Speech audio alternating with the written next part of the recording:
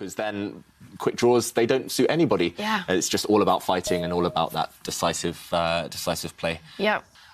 Both players, they will for sure have done their research, and it has quite a decent reputation for black. But if white knows what he's doing, then white has the slightly better chances because black has some doubled pawns. And look at the central tension now. We talk about the centre all the time. We talk about space, gaining space, not just on the board, but also up there. You know? And yeah, Magnus Carlsen, he's trying to fight for that space with a pawn sacrifice temporarily. But if white captures one of those pawns, then there might be a price to pay. If we bring up the analysis board just to explain the tension right now, it's all about the centre. This pawn especially. Look at black's 3 pawns just menacingly. I mean, they're just bullying this one guy. It's 3-on-1. They're trying to tag team that pawn. But now if white captures, then this would be a big mistake. So maybe there's a really funny arbiter just sending him some jokes. Just trolling him in the chat. Maybe. So maybe Magnus is laughing at the fact that he's discussed this position with Nepomniachtchi or someone else before, and he's just laughing at the fact that, OK, it's common knowledge for both of them. And yeah, Nepomniachtchi, a good friend of Magnus's and a former second. And he was actually the first player, I remember this very well. He was the first player Magnus faced. That just is in my memory, but not just because of the mouse slip, because I remember that Magnus was just a pawn down. Yeah. A completely devastating mouse slip, I remember. Both players have been playing very sensible over the last few moves. Very calm, practical, pragmatic play. Both sides, we did see, they did castle to that long side, the queen side, and now both kings taking another step towards the corner. Normally, if you castle on the queen side, you do want to take another step with your king towards safety.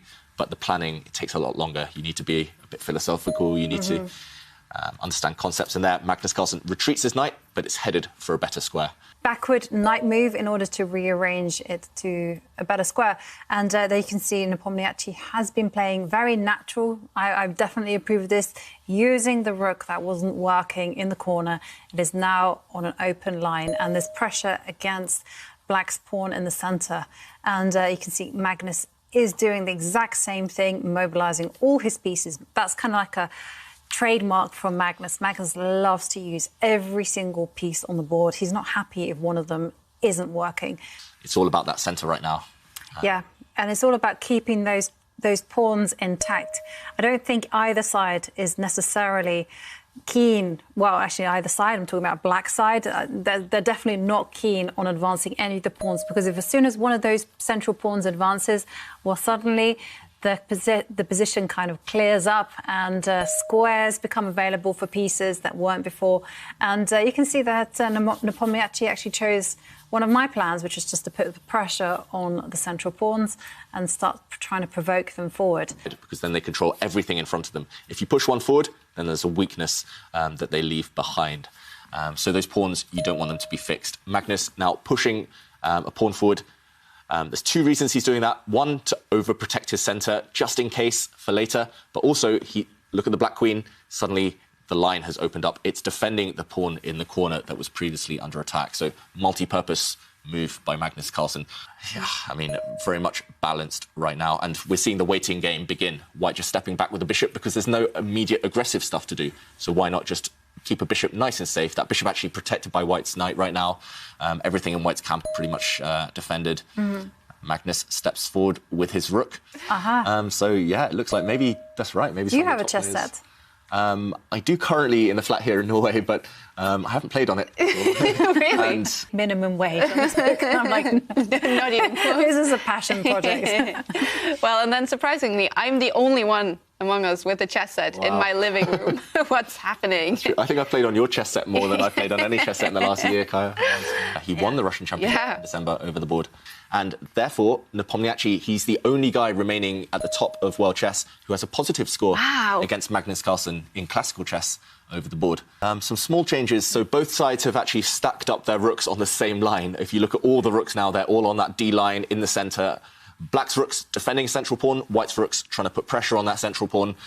So again, still maintaining the status quo, still not changing too much, but white just trying to amp up that pressure. Meanwhile, Magnus, he had a free move On the last turn, there were no immediate threats, so he decided to push another pawn. Yeah, if Nepomniachtchi just sits still forever, then Magnus just has a free hand to push forward. He will time the correct moment to start pushing forward his own pawns. So Nepomniachtchi decides, OK, I don't even know what I'm doing, so I have to just take defensive measures. And this move, a very defensive move. Actually, he would have been leading outright if he hadn't lost his final game just before the break happened. And if he hadn't lost that one, I think he would have been by far the biggest favourite. And yeah, for me personally, I would love to see a clash of the 1990s kids because I grew up with these guys. And Nepomniachtchi, he was the top dog. He was the guy to beat until Magnus suddenly took off when he was around 13, 14 years old. I mean, in this type of situation, I really do like it, like just to wait. Kind of choose when and where to unlock the door and kind of allow the action to happen. Meanwhile, White has to just wait, watch the door. And Jovanka, I think you've predicted the future. You're painting here, David. This just happened because Black is following... That is a nice deflection. Yeah. Black is following, well, your idea, because in the current position, there's nothing else to do but wait with the kings. Everything else is pretty much perfectly placed. And wow, I'm surprised the analysis bar zoomed across that much because it looks like not too much has changed over the last move. But if we bring up the analysis board, we can see that Black has a couple of plans. It will revolve around this pawn. And by the lock and key, I mean that Black will decide when to push this pawn, when to initiate the action. White just has to wait and hope that he's ready for when that finally, when this move is finally played. Meanwhile, Black, with his last move, moving this king across, there's two possible plans. One is maybe trading off the queens. OK, Magnus offers that right now. If the queens disappear from the board, then you could imagine Black's king rushing forward. With the queens off the board, it will be safe to do this. Black's king rushing forward and then supporting this pawn push a bit later on. Magnus Carlsen saying, queen trade will help me. Nepomniachtchi saying, no, I can't allow the queen trade right now. He basically said whatever David would do, he would do the opposite. So, yeah, I think Magnus Carlsen, meanwhile, OK, he shook his head there. Yeah. So he's not so happy. And actually, Magnus Carlsen, on the last couple of moves, his queen started on the square it is at now. He moved his queen across. It didn't work out, and then he moved it back. So he's actually just lost two moves.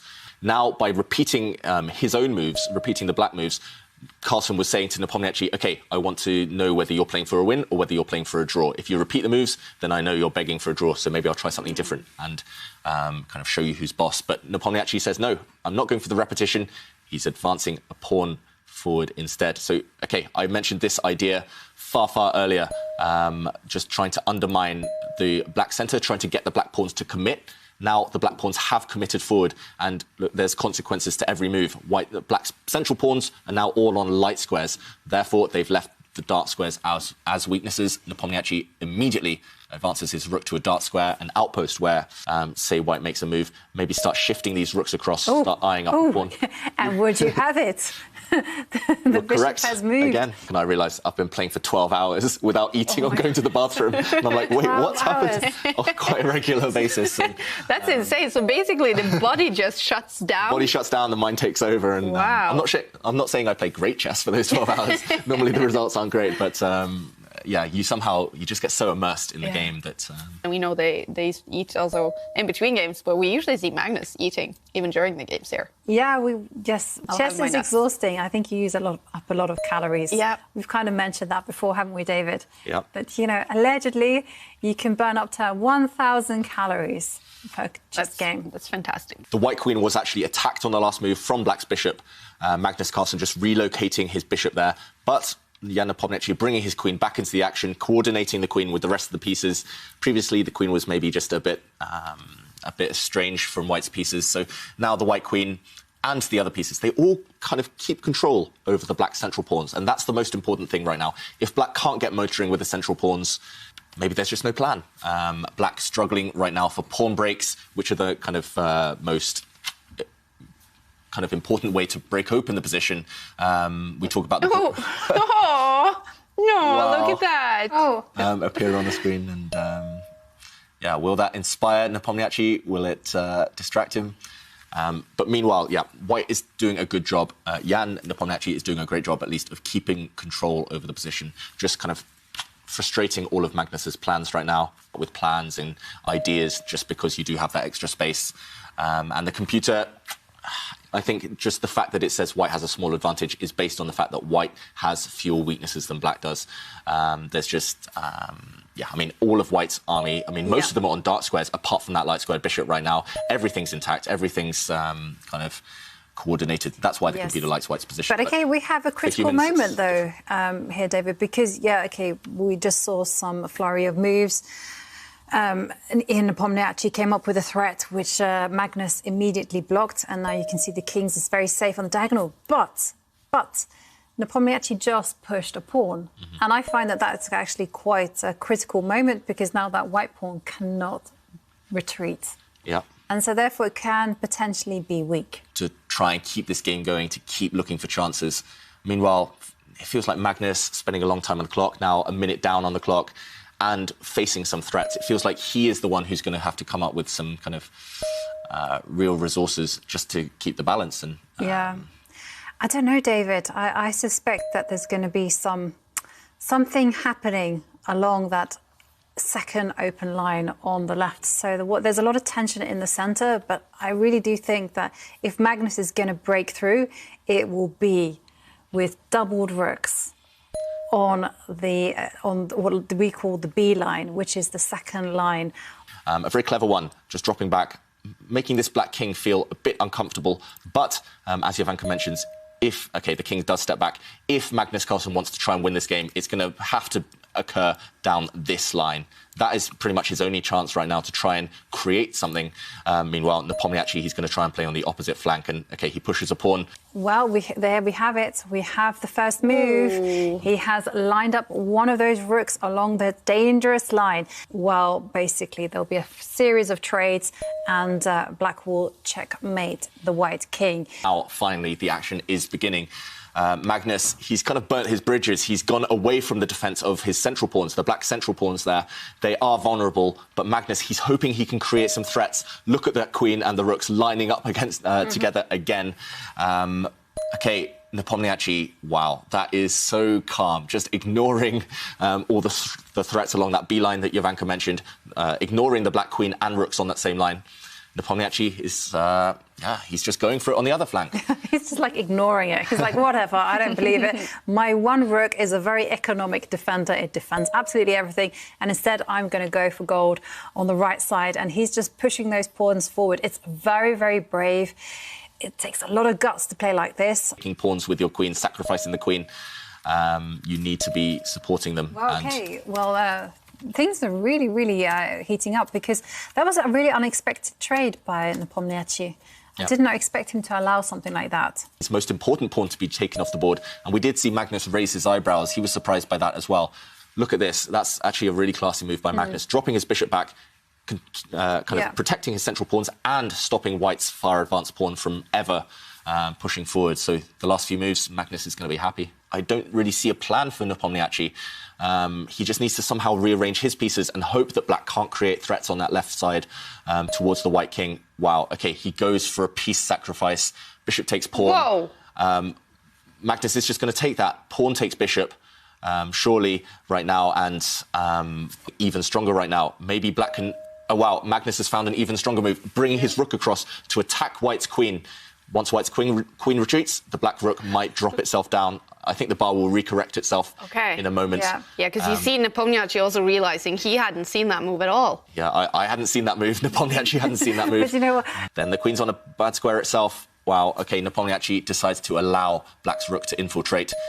Yeah, and now, OK... looks like checkmate. OK, flurry of moves. White did lose his bishop, so Magnus took that white bishop off the board, and now Nepomniachtchi, it's desperation time. Pushing his pawn forward, that pawn can be just captured en passant, but now black is just a piece up. With that extra bishop, it should be enough. You just have to stop White's rook kind of bring itself up and attacking the black queen. But Magnus, he's very good in these situations. He's normally very accurate and very calm. Attacking the white rook, that pawn is snapped off the board. So he slowed down Nepomniachtchi's attack.